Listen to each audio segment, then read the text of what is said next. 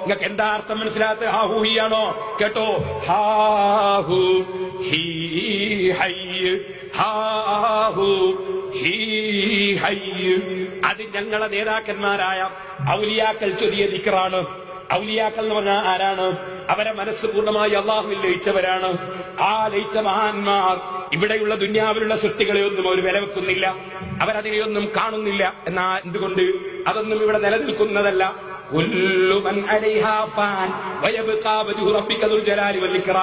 നിലനിൽക്കുന്നവൻ അള്ളാഹു മാത്രമാണ്. അതുകൊണ്ട് നശിച്ചു പോകുന്നതിന് അവർ നിലനിൽപ്പ് കാണുന്നില്ല. അത് ഉള്ളതിൽ തന്നെ പറയാനില്ലെന്നാണ് അവരുടെ വാദം. അവർ പറയും ഇതൊന്നും ഉള്ളതിൽ പറയാനില്ല, യഥാർത്ഥത്തിലുള്ളവൻ അള്ളാഹുവാണ്. അതുകൊണ്ട് അവർ പറഞ്ഞു ലാ മൗജൂദ ഇല്ലല്ലാഹ്, അള്ളയല്ലാതെ യഥാർത്ഥത്തിൽ ഉള്ളവരില്ല.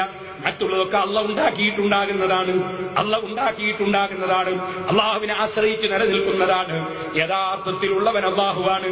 ആ അള്ളാഹുവിനെ സ്നേഹിച്ചിട്ട് അവർ വിളിച്ചു യാ ദാഇമു യാ ദാഇമു യാഹൂ യാ ദാഇം.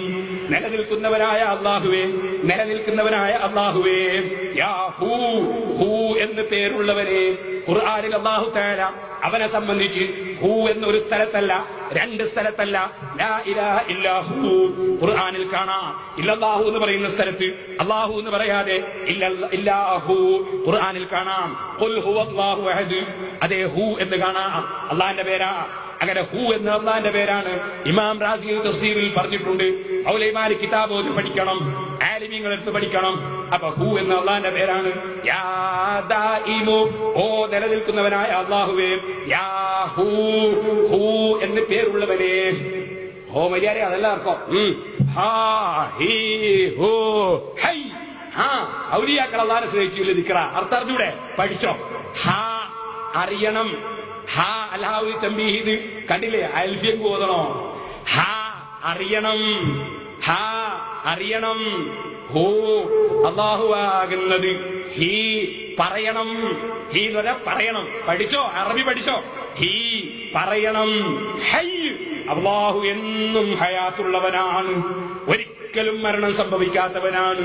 ഔലിയാക്കൾ അല്ലാഹുവിനെ സ്നേഹിച്ച് പറഞ്ഞതാ ഹാ ഹൂ ഹീ ഹൈ.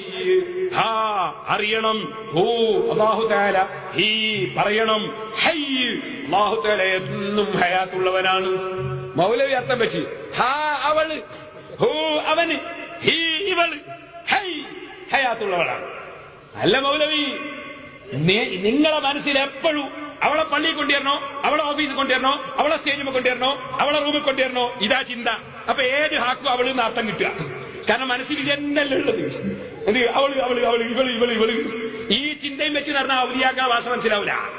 അതുകൊണ്ട് എന്ത് വേണോ, ആ പെണ്ണിന്റെ പ്രേമം ഒഴിവാക്കുക, എന്നിട്ട് അള്ളാനെ പ്രേമിക്കുക. അള്ളാനെ സ്നേഹിച്ചിട്ട് ഹാക്കർത്ഥം പറ. ഹാ അറിയണം, ഓ അല്ലാഹു തആല, ഹീ പറയണം, ഹൈ അല്ലാഹു ഹയാത്തുള്ളവനാണ്. ഇനി ഞാൻ നിങ്ങളോട് ചോദിക്കുന്നു, ഖുർആനിലുണ്ട് ഒരു ആയത്ത് അർത്ഥം വെച്ചു തരുമോ മൗലവി? അർത്ഥം വെച്ചു തരുമോ? വെറുതെ ജനങ്ങളെ പിഴപ്പിച്ച് നടക്കണ്ട.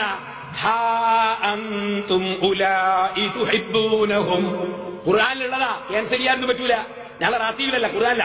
ഹാ അൻതും ഉലാഇ തുഹിബ്ബൂനഹും. മൗലവിന്റെ അർത്ഥം വെച്ചാട്ടെ. ഹാ അവള്, അന്തും നിങ്ങൾ, ഉലായി കൂട്ടര്. ഇങ്ങനെ നിങ്ങൾക്ക് എല്ലാ ഹായും അവളല്ലേ, എല്ലാ അന്തും നിങ്ങളല്ലേ, എല്ലാ ഉലായും കൂട്ടരല്ലേ? നേരത്തെ പറ. ഹാ അവള്, അന്തും നിങ്ങൾ, ഉലായി ഈ കൂട്ടര്. ഖുർആനായത് അറിയില്ലെങ്കിൽ വീട്ടിൽ പോയിരിക്കണം മൗലവിമാരെ. ഔലിയാക്കളെ ദിക്റിന്റെ അർത്ഥം പറയാൻ നടക്കരുത്. അറിയില്ലെങ്കിൽ വീട്ടിൽ പോയിരിക്കുക. ഞങ്ങൾക്ക് ഇതൊന്നും അറിയില്ലാന്ന് പറയാം. അല്ലെങ്കിൽ അറിയുന്നവന്റെ അടുത്ത് ഒന്ന് പഠിക്കുക, അതാ വേണ്ടത് കേട്ടോ. ഖുർആനിലുള്ളതല്ലേ അത്? ബുഖാരി മറിക്കും, ബുഖാരി മറിച്ചു നോക്ക്. സിദ്ദീഖുൽ അക്ബർ റളിയല്ലാഹു അൻഹു ചൊല്ലുന്നു ലാഹാ അല്ലാഹ്, ലാഹാ അല്ലാഹ്.